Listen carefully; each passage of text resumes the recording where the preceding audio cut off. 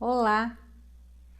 A gente então hoje vai conversar sobre a segunda parte daquele caso emblemático que representa tudo aquilo que vocês devem evitar na vida de vocês. Por quê? Porque se vocês estão assistindo esse vídeo, vocês são pessoas comprometidas em fazer diferença. Vocês são pessoas comprometidas com a boa fama de vocês e com a prevenção de problemas. Então, eu gosto muito de pensar que do outro lado tem pessoas preocupadas em serem corretores do bem, em serem imobiliárias do bem, e então a gente vai numa simbiose legal aí, eu daqui orientando e vocês recebendo e aplicando.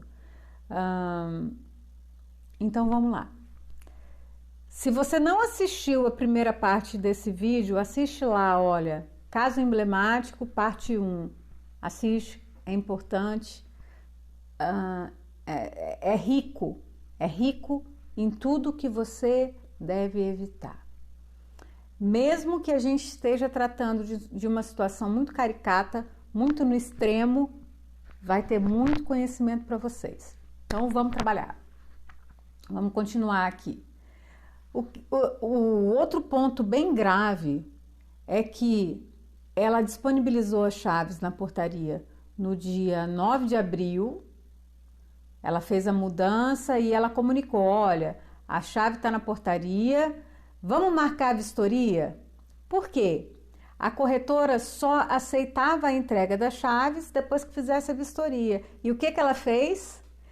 Ela, corretora, deu causa a um atraso absurdo de quase um mês. Ela só foi fazer a vistoria de um imóvel que foi desocupado no dia 9 de abril, no dia 7 de maio. Aí você fala assim, mas eu também preciso agendar.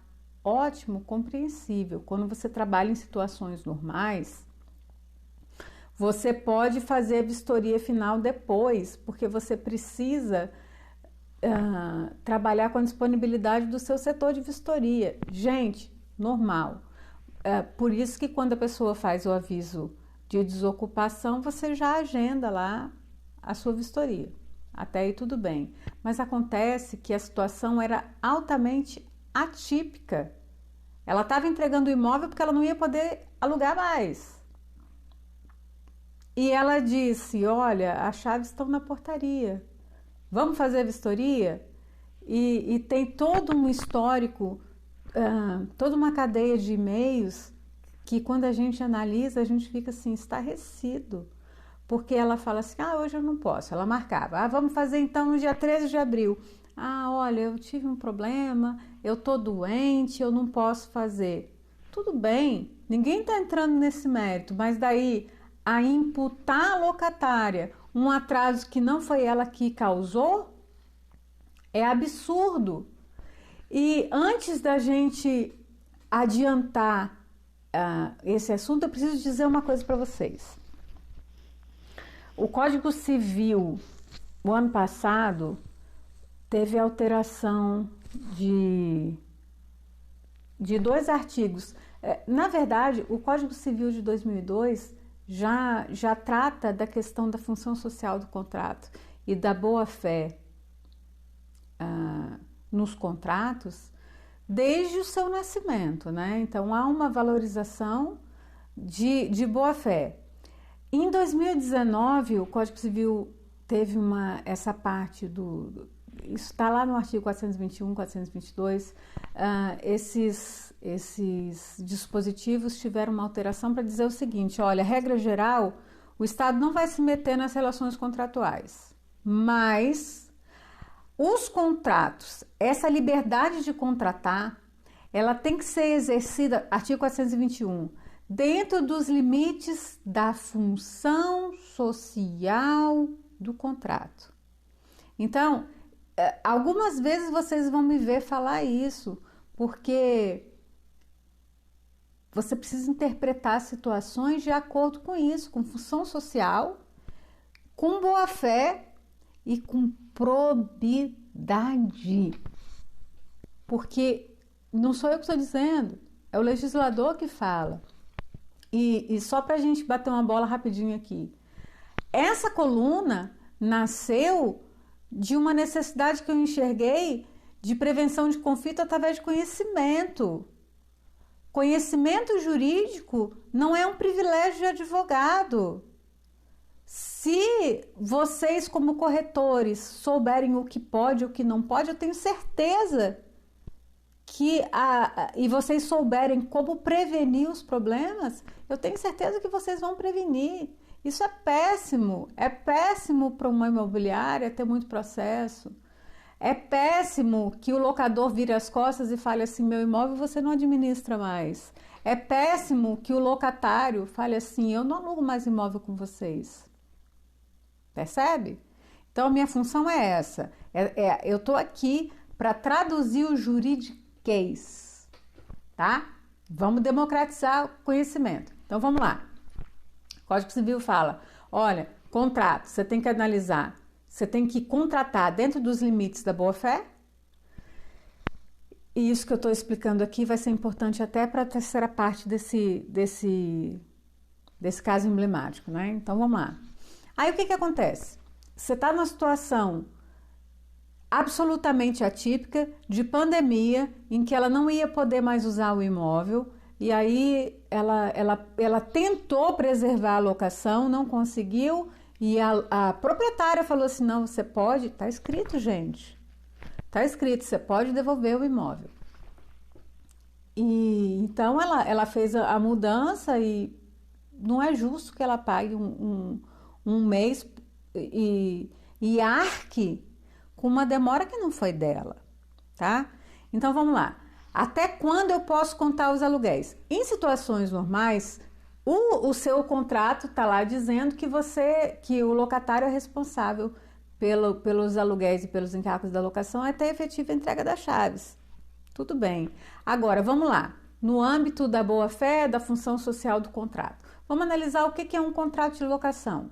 Contrato de locação é uma relação jurídica em que o proprietário disponibiliza o imóvel, a posse desse imóvel, mediante uma contraprestação. Percebe? É para ele ser utilizado. E os juízes têm aplicado isso sem dó. Entregou as chaves, não pode cobrar aluguel. Ah, mas não teve o termo de entrega de chaves. Bom, não teve por um detalhe. Percebe? E é por isso que quando a pessoa muda, se ela não entrega o imóvel ou se ela não dá causa à recusa das chaves, se o locador injustificadamente recusa essas chaves, é por isso que os juízes consideram aquela data da mudança, porque existe a função social, existe aquela finalidade, existe boa-fé, e nesse caso não teve boa-fé. Por isso que a gente já fez um post aqui, que manutenção não justifica a recusa das chaves, a não ser aqueles casos de problema no imóvel que inviabilizem uma nova locação. Por quê? Você pode pegar as chaves, você pode estar trabalhando já uma nova locação, está divulgando o imóvel e concomitantemente essa manutenção está sendo feita. Então, mas recente eu tive um caso que a proprietária queria que colocasse no contrato que só quando a manutenção fosse feita que ia cessar a incidência dos aluguéis. Ah, mas é porque o imóvel não está pronto para nova locação. Alto lá. Só aquela manutenção que retira a habitabilidade do imóvel, o imóvel que está sem telha, o imóvel que está sem parede, ou uma situação extrema que ele não pode ser locado novamente é que justifica a cobrança de aluguel. Mas cada caso é um caso e essas situações anômalas é preferível que você perca 5 dias de aluguel, 10 dias de aluguel, do que você ter um processo. É preferível ao proprietário ter um prejuízo proporcional de dias numa situação dessa, do que insistir numa cobrança porque os juízes interpretam isso de acordo com boa-fé contratual, tá? Boa-fé, probidade, função social do contrato. Se mudou, tentou entregar as chaves e não conseguiu, não insista, isso vai te dar problema. Então, nesse caso, é absurda a tentativa de cobrança de aluguel até meados de maio de um imóvel que ela disponibilizou as chaves na portaria do aparte no dia 9 de abril e que a vistoria final só não foi feita porque a corretora marcou e desmarcou. Se ela teve problema, aqui a gente não tá discutindo se ela teve um problema de saúde ou se não teve, se a recusa foi justa, tá? E vamos continuar esse assunto na terceira parte, mas o que eu tinha para comunicar para vocês. Você só pode contar os aluguéis até a entrega das chaves em situações normais. Você vai contar até a entrega das chaves? Claro.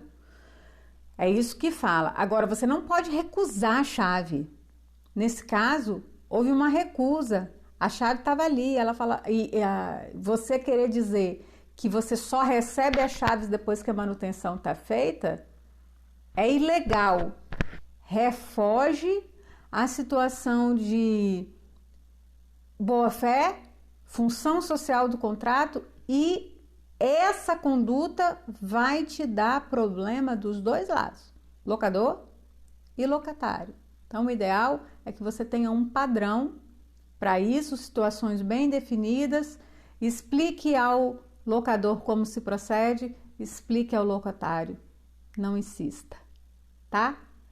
Então, essa é a segunda parte do que você não deve fazer. Meu nome é Raquel Queiroz Braga. Essa é a coluna verso e reverso nas relações locatícias. Qual é a sua dúvida sobre locação?